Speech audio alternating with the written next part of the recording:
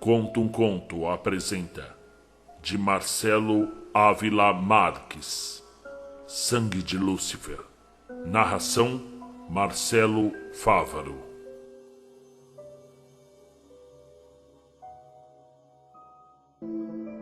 E olhei, e eis um cavalo amarelo, e o que estava assentado sobre ele tinha por nome Morte. E o inferno o seguia, e foi-lhes dado poder para matar a quarta parte da terra, com a espada, e com a fome, e com a peste, e com todas as feras da terra. Apocalipse, capítulo 6, versículo 8.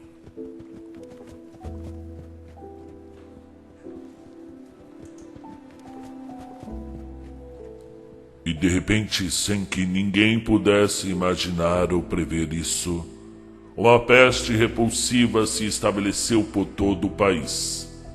O sangue de Lúcifer, como foi chamada tal doença altamente infecciosa, por conta do aspecto esverdeado, escuro e mal cheiroso no sangue das vítimas, estava impregnado nas carcaças podres de animais que foram encontrados aos montes, nos limites das cidades importantes. Via-se crânios de boi, galinhas, cavalos, cabras, porcos, pedaços de sua carne podre empilhados em lugares estratégicos, além daquilo que a ciência ainda não podia explicar, é claro. Considerando que era extremamente contagioso, proliferando-se pelo toque, pela saliva e principalmente pelo sistema respiratório, tal qual uma gripe, mas com uma velocidade e abrangência nunca antes sequer pensado. O vírus da morte se espalhou por todos os estados, países próximos e cruzou fronteiras intercontinentais. Entre seus piores sintomas, constatava-se o ganho de peso excessivo. Eram membros, o tronco, inchavam como se estivessem cheios de gordura. Manchas escuras por todo o corpo, feridas largas e profundas, através das quais, feito escaras em pacientes há muito tempo acamados, podiam-se ver os órgãos e os ossos.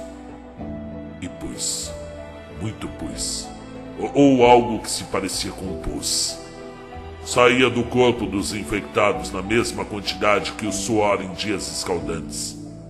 E o mais intrigante era o tempo da morte de cada pessoa. Podia variar entre minutos ou dias.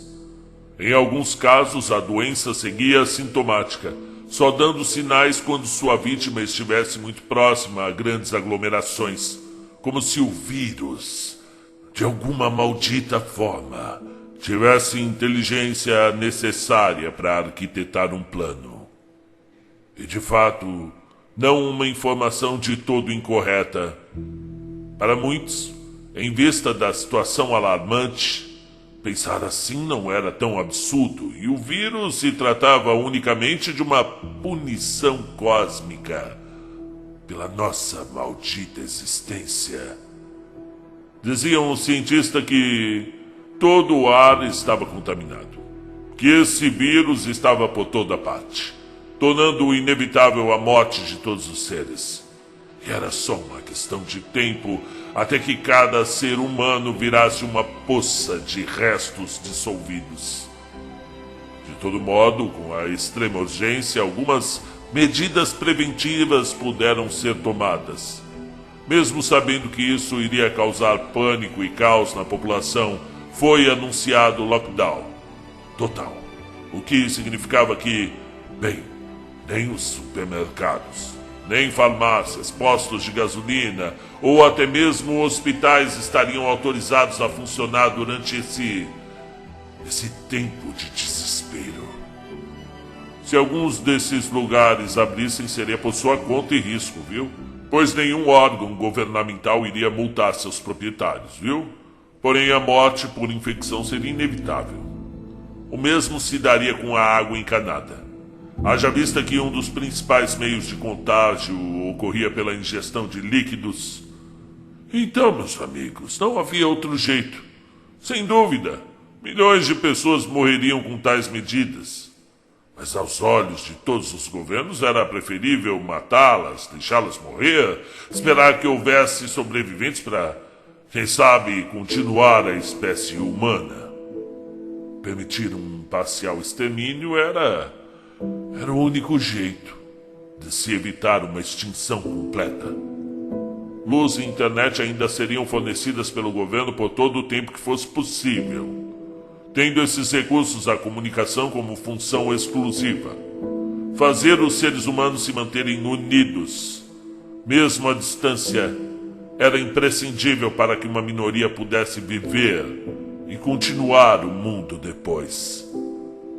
No entanto, todas as emissoras de TV e rádio saíram do ar, bem como todos os sites que não fossem essenciais à comunicação.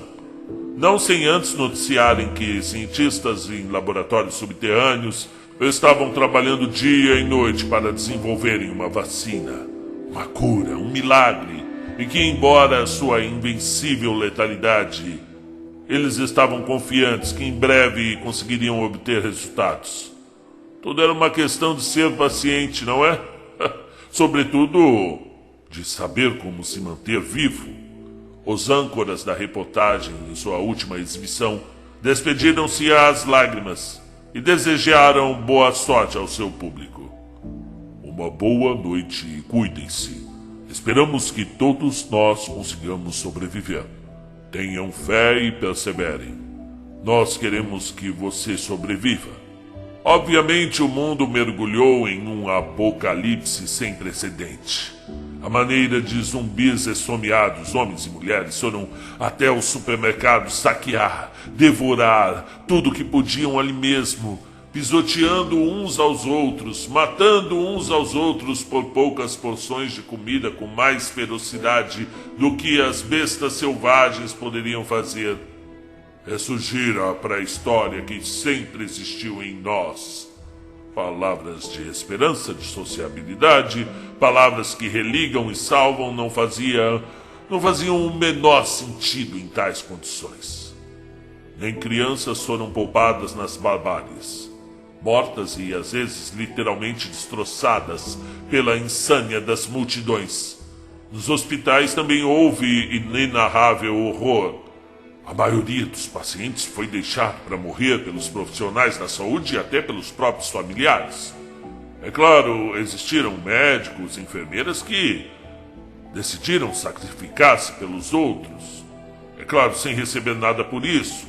E conhecendo muito bem a morte abominável a qual seriam expostos. Existiram sim familiares que resolveram permanecer ao lado dos seus entes queridos, que estavam internados nos hospitais em meio àquele desamparo universal. Isso existiu. Em todos os casos houve contaminação e morte irrestrita.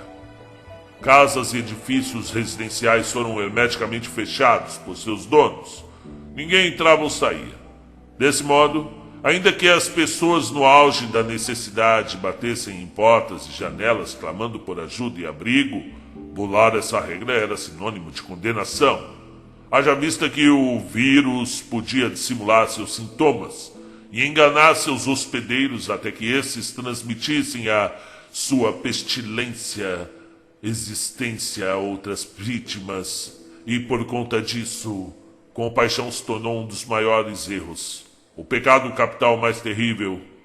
Depois de alguns dias de guerra, mortandade, gritos dolorosos e ranger de dentes, as cidades no mundo inteiro se silenciaram, não se podendo mais ouvir em parte alguma o som de qualquer ser humano ou animal. E um oceano de estranha carniça entupiu as ruas, as avenidas e as casas, os esgotos, como se a substância da morte presente naquelas poças de restos desintegrados pudesse proliferar-se de si mesma. Como se ainda pudesse haver multiplicação celular após a inconcebível mutação dos cadáveres infectados. Ao que tudo indicava, Um novo tipo de vida estava se gerando naquele inferno pandêmico. Por outro lado, ainda existiam sobreviventes, como acontece em todo tipo de catástrofe. Os que conseguem antecipar os próximos eventos e agir no mesmo instante, não deixando-se ferir pelo espanto, são os que têm mais chance de sobreviver. Este era o caso de João Borges, um ex-bibliotecário que, por alguma boa coincidência, tinha juntado dinheiro durante muito tempo. Supersticioso com relação a uma guerra nuclear ou biológica, dada a instabilidade entre as nações predominantes daquela época, ele sempre manteve um estoque de provisões para pelo menos uns 2 anos. Quando leu que a água era um dos meios de transmissão de tal praga, ele tratou de obter uma grande reserva antes da distribuição da mesma ser proibida. Quando soube que o ar poderia ser seu inimigo, ele comprou máscaras de respiração e cilindros de ar. Isolou-se antes mesmo do isolamento social ter sido estabelecido como a única estratégia para a humanidade vencer o vírus.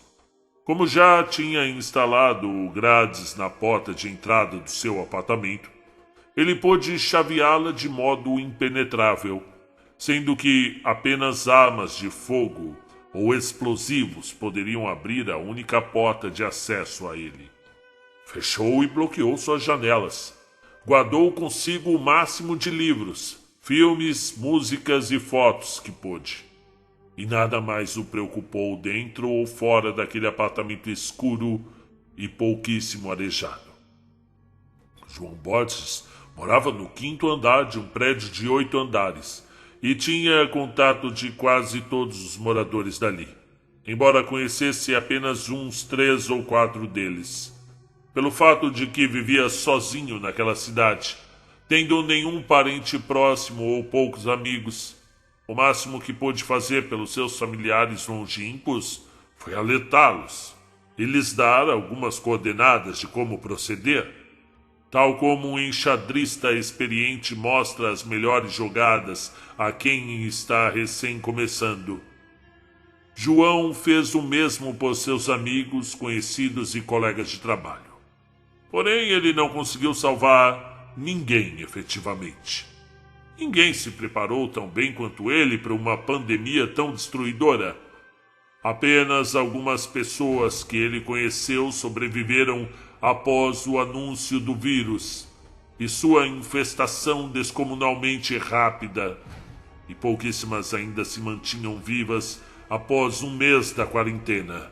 Ou melhor, mantinham contato, pois, enclausurado em seu apartamento, João nada podia saber a respeito dos outros que deixaram de respondê-lo apenas para fazer uma óbvia dedução. Por sorte, ele não teve filhos nem irmãos e seus pais já estavam mortos há uns bons anos. A única criatura que ainda dependia de seus cuidados era Lisbeth, uma gata de pelugem negra e olhos azuis, que vivia com ele desde filhote, cujos suprimentos também haviam sido providenciados para durarem muito. João Borges comia e bebia o mínimo possível, passando por longos jejuns, apenas para sobreviver por mais tempo. Em seu edifício, além dele próprio, somente 3 moradores ainda resistiam: César, o antigo zelador que habitava o térreo, e um casal sem filhos, a Lúcia e o Rodrigo, do 6º andar. Logicamente, havia outras pessoas com quem João mantinha contato e que estavam sobrevivendo à sua maneira. Na verdade, todos compartilhavam os contatos que tinham para formar um imenso grupo online com todos os sobreviventes possíveis, o que serviria para prestar algum conforto uns aos outros, mas não para se ajudarem fisicamente, concretamente. Saber informações inúteis ou não sobre os outros, sobre os que antes eram desconhecidos e indiferentes, ler palavras doces ou apenas um trivial bom dia podia trazer um empático alívio e ser crucial em tal angustiante isolamento. Assim como notícias horríveis poderiam Podiam terminar de destruir vidas. É assim. O mundo estava condenado. Era uma questão de tempo até todos morrerem de inanição ou pelos efeitos da doença. E assim, todo tipo de desgraça era compartilhado, desde surtos de loucura até espancamentos, assassinatos e canibalismo. Fotos e vídeos com tal conteúdo eram prontamente deletados do grupo, mas não sem consequências. O horror gerava o horror, o desespero instigava o desespero. Mortes atraíam mais mortes, e a tragédia compartilhada era um vírus de maior transmissibilidade do que o próprio sangue de Lúcifer. Era como se finalmente a humanidade estivesse vendo a si mesma, descobrindo a si mesma, o que era tão repugnante e assustador quanto o mar de decomposição lá fora. Nenhum humano deveria conhecer a própria humanidade sob pena de loucura perpétua. Para poupá-los, mães mataram seus filhos e depois, em choro avassalador, perguntavam o que poderiam fazer com suas próprias vidas. Para saciarem-se, pais estupraram as filhas e contavam isso com naturalidade, rindo ou até se vangloriando de seus feitos. Após 2 meses de confinamento, Lúcia e Rodrigo se desentenderam gravemente, e do mesmo jeito que o fictício Jack Torrance, o homem enlouqueceu e começou a quebrar tudo o que podia à sua volta, ameaçando abrir as janelas e jogar a sua namorada daquela altura. Bem, desesperada, calculando o impacto de suas palavras, ela tentou argumentar e acalmá-lo, contê-lo. Foi tudo em vão. A última mensagem enviada pelo casal foi: "Eu fiz. Consegui. Matei a vagabunda. Despedacei ela e joguei seus pedaços lá embaixo. Agora eu tô indo atrás de todos vocês, seus filhos da puta dos infernos. Me aguardem aí. Eu sou o mensageiro do Satã. Fui eu quem infectou o mundo com o meu sangue doente." César, que era tão literário quanto João Borges, não enviou mensagem durante 3 dias, nem seus costumeiros poemas de luta e superação. Publicou por fim o verso "Não chore mais por mim quando eu morrer", e deixou o grupo de sobreviventes. Não mais respondeu mensagens e João bem compreendeu o que houve.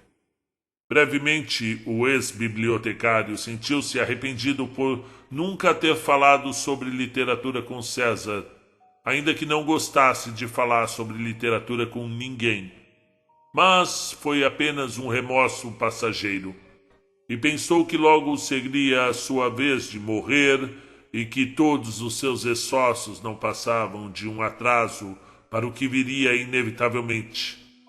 Ele sabia que cada pessoa que insistia em sobreviver tinha um motivo em especial para continuar sobrevivendo, assim como todos tinham um ou mais motivos para continuarem vivos antes da pandemia, pois naquela situação, meter uma bala na cabeça era mais fácil do que racionar alimento até a inanição, ou contrair de propósito o sangue de Lúcifer para sofrer dores e deformações insonháveis antes de morrer.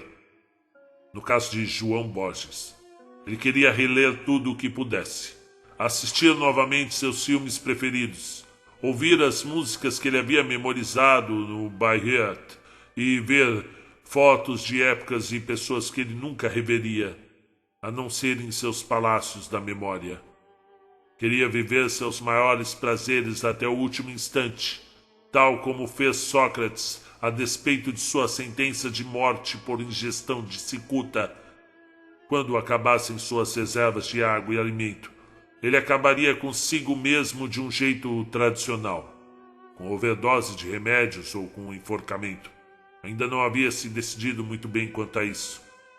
Seguindo o exemplo de César, ele somente tinha se decidido a postar o epitáfio socrático: "Mas eis a hora de partir. Eu para a morte, vós para a vida. Quem de nós segue o melhor rumo? Ninguém o sabe, exceto os deuses.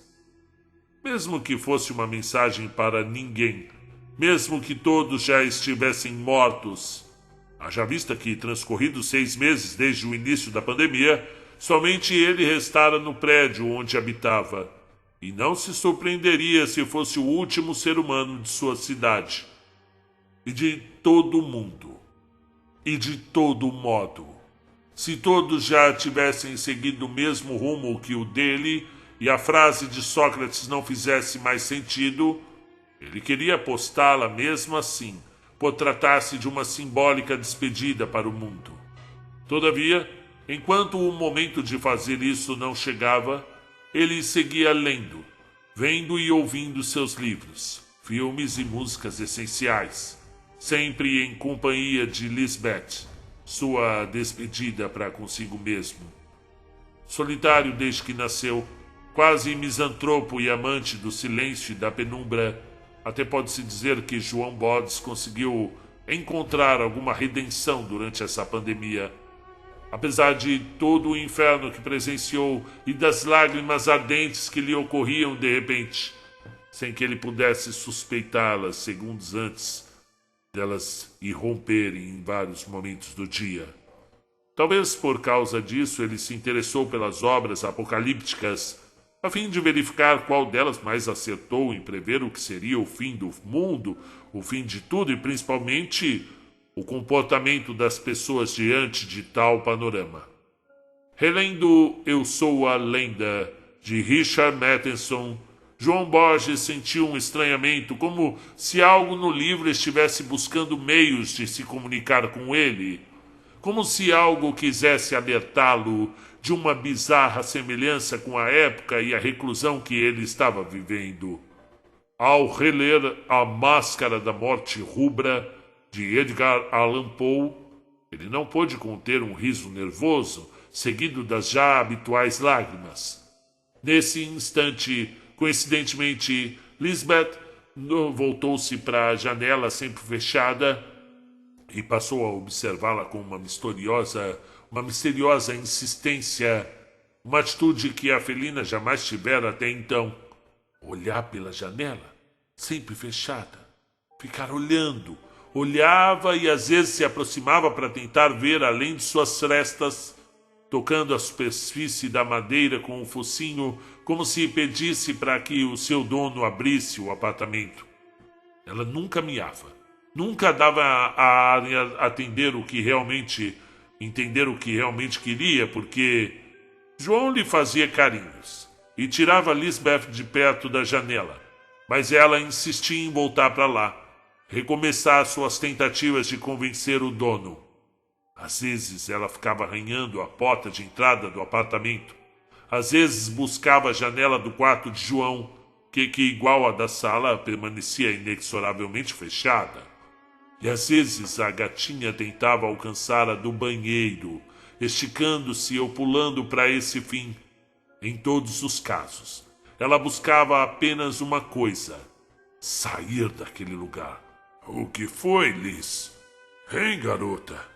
Viu alguma coisa? Mas o que... Esse hábito de Lisbeth se tornou tão recorrente que João pensou que o animal estivesse estressado com a atmosfera estática, claustrofóbica e empesteada de cheiros que os seus habitantes, que aquele apartamento lhe representava. Porém, Lisbeth não demonstrava nenhum sintoma de estresse, mas apenas tinha um tipo indefinível de curiosidade, uma inexplicável atração por alguma coisa que estava lá fora.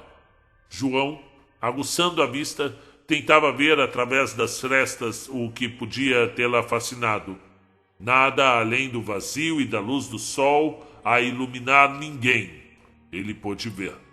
Sentiu-se propenso a abrir a janela, escancará-la e arrojar metade de seu corpo para fora do prédio, como quem recobra seus movimentos após longo acamamento e quer rever mais do que tudo o mundo externo ao seu quarto de hospital. Pela primeira vez em sua clausura, ele sentiu-se esmagado e sem oxigênio naquela gaveta em que se escondeu de um perigo irresistível.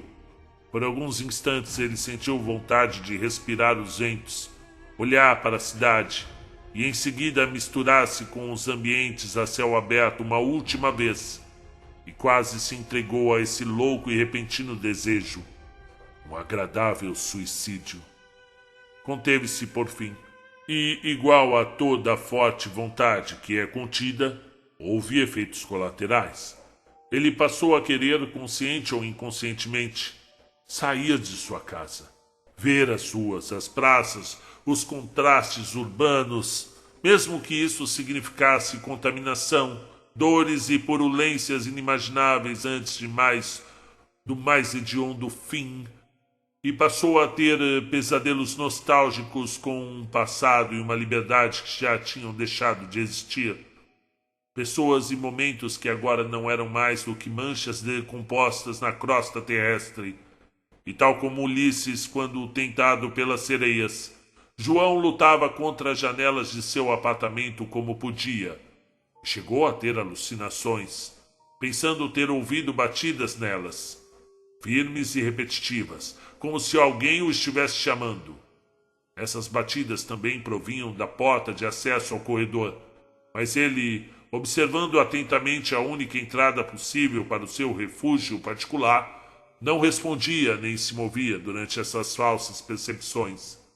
Apenas Lisbeth respondia a tais ilusões sonoras, miando aguda e agonicamente, como que dizendo: "Estamos aqui, venham, depressa." A partir de tais acontecimentos, João começou a dormir sob efeito de remédios fortes, os quais ele havia guardado para vencer crises depressivas, e a acordar com a ajuda de outros remédios, de modo que pudesse suportar a angústia dos dias, assim como a visita de mais alucinações. Foi quando havia decidido envenenar-se e terminar com tudo antes do previsto que, da maneira completamente inesperada, até porque fazia quase um mês que tinha parado de ocorrer, ele recebeu uma mensagem do grupo de sobreviventes. Era uma notícia, aparentemente feita às pressas, apesar de trazer muitos dados científicos, a respeito de uma vacina, uma possível cura. Dizia tratar-se do término da pandemia. Minutos depois, outras pessoas viram e prontamente comentaram a notícia. Pessoas que ele julgava estarem mortas. A essa altura dos fatos, ninguém mais se importava se era uma fake news para gerar esperança em nobres condenados, para fazer uma piada de muito mau gosto com a tragédia universal, ou apenas um total absurdo. A mais pura verdade. Bom, todos comemoraram com alegria e se embriagaram com a possibilidade de que muito em breve tal vacina seria difundida por todos os continentes, só lhes competindo aguardarem, aguentarem um pouco mais. Dessa vez vamos conseguir! Força, gente! Agora estamos quase lá! Amém! Deus é bom demais! Estamos todos salvos pelo seu poder! Outras 1000 mensagens surgiram na tela do celular. Poucos dias demoraram até a cura ser levada aos principais países e, em consequência, das capitais para as outras cidades. E depois, para quase todo o mundo. Transcorrido um mês, já havia estabelecimentos reabrindo as portas, com as devidas precauções para a segurança de seus clientes. Além disso, existiam muito mais sobreviventes do que João podia supor. Até pessoas que ele supunha mortas, a exemplo de outros moradores do seu prédio, que só enviaram mensagens ao grupo após alguns meses. E César, que no ensejo da confirmação da cura e de sua difusão a quase toda a humanidade restante, postou no grupo o seguinte verso de Alfred Tennyson: "Venha, meus amigos, não é tarde demais para buscar um novo mundo." Até Rodrigo e Lúcia reapareceram, informando que tiveram alguns problemas de casal, mas também afirmando que já estavam recuperados e felizes novamente. João Borges entrou em contato com vários de seus vizinhos ressurgidos, Perguntou-lhes como puderam sobreviver por tanto tempo. Na maioria dos casos, a resposta era da mesma forma que você. Disseram-lhe que os hospitais, as farmácias, os supermercados e até os postos de gasolina voltaram a funcionar. As ruas estavam sendo limpas gradativamente e logo a água encanada seria restabelecida. E até disseram que a cura já estava sendo espalhada pelo ar, como se fosse pólen, por aviões, caminhões, soldados devidamente equipados de todos os governos. E disseram que aos poucos tudo estava voltando à normalidade. E até retomaram as conversas fúteis e velhos gracejos. Diziam estar novamente frequentando lugares dos que gostavam, praticando certos hábitos ao ar livre, que antes da pandemia absoluta eram tidos como saudáveis. Em decorrência disso, João Borges decidiu verificar por conta própria seu mundo restaurado. Não abriu as janelas, optando por não expor ainda seu apartamento a qualquer exterioridade. Pegou seu celular, colocou sua máscara e uma roupa de proteção, muniu-se de um cilindro de oxigênio que duraria mais 2 ou 3 horas. Deixou todo o alimento de Lisbeth à sua disposição, assim como uma boa porção de água. Despediu-se dela como quem diz adeus a um ente querido antes de morrer e abriu cuidadosamente a porta de entrada do apartamento. Ganhou o corredor, fechou e trancou a porta atrás de si com rapidez, tentando ignorar os miados desesperados e os arranhões na madeira. Lisbeth parecia implorar para que ele ficasse ou para ir junto com ele. De pronto, João Borges percebeu que o 5º andar do prédio se mostrava sem limpeza ou qualquer espécie de manutenção. Toda e qualquer porta ou janela estava fechada, o que já era esperado por aquele homem que não acreditava em tão rápida regeneração social. Depois de tamanha catástrofe, sem delongas ou qualquer hesitação, embora seu mau pressentimento, ele foi visitar os sobreviventes do prédio. Havia alguns no 7º, 6º, 4º e 3º andares, além do zelador no térreo. Através do seu celular, o ex-bibliotecário enviou mensagens para todos os moradores, a fim de avisar que em breve chegaria a seus respectivos apartamentos. Eles lhe responderam tranquilamente, na maioria das vezes convidando-o para tomar um café com eles, como se nunca houvesse ocorrido uma pandemia e bilhões de mortes. João Borges tocou campainhas, bateu em portas e nada. Ele novamente enviou mensagens para seus vizinhos e todos respondiam que foram até a porta, abriram-na e não viram ninguém. Complementavam dizendo para ele não demorar, pois todos o estavam esperando com a mesa servida e café quente. João decidiu arrombar as portas. Em alguns apartamentos ele encontrou o local vazio, sujo e abandonado há meses, enquanto em outros, sendo envolvido por miasmas logo ao entrar, deparou-se com os corpos dos moradores já em estado avançado de decomposição. Os restos mortais de Rodrigo, na verdade algo que lembrava minimamente que antes fora um robusto instrutor de academia, estava no chão do corredor do 6º andar. A porta do seu apartamento estava escancarada, assim como a janela da sala, pela qual os ventos entravam com certa velocidade. Havia sangue apodrecido e móveis quebrados por toda parte. Dedos, um braço sem mão e alguns pedaços irreconhecíveis jaziam amontoados. Deviam ter pertencido a Lúcia. A cena do crime e a consequente infecção do assassino eram coisas fáceis de deduzir. Nessa situação, um dos piores erros do homem que se arriscou e viu mais do que deveria foi debruçar-se na janela aberta. Outros prédios sem traço de vida e imensas massas de organismos que se decompuseram formavam o panorama lá fora. Infelizmente, João estava certo. César se enforcou, mas antes pôs fogo à sua biblioteca, sendo que, por sorte ou azar, o incêndio não se alastrou para outros andares. Seus móveis ficaram carbonizados, assim como seu corpo suspenso no meio da sala, atado a um lustre velho que não caiu. Os demais moradores estavam mortos ou presos às posturas degradantes de seus últimos momentos, ou ausentes. No entanto, eles continuavam a responder às suas mensagens, a enviar-lhes fotos e vídeos de seus respectivos lares, os quais pareciam estar idênticos aos que eram antes da pandemia ter começado. Fizeram isso durante todo o tempo em que o único homem vivo daquele prédio inspecionava andar por andar, cadáver por cadáver, as vítimas de uma pestífera atmosfera e de si mesmas.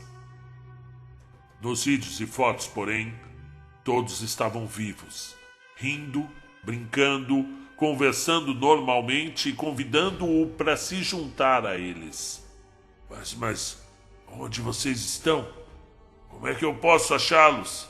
Disse João Borges a meia voz para si mesmo, estando no saguão de entrada do seu edifício, ainda enclausurado em uma quarentena sem fim.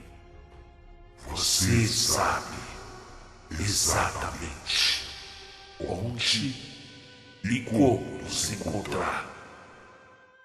Após receber essa última mensagem, a bateria do celular morreu. Fim do conto.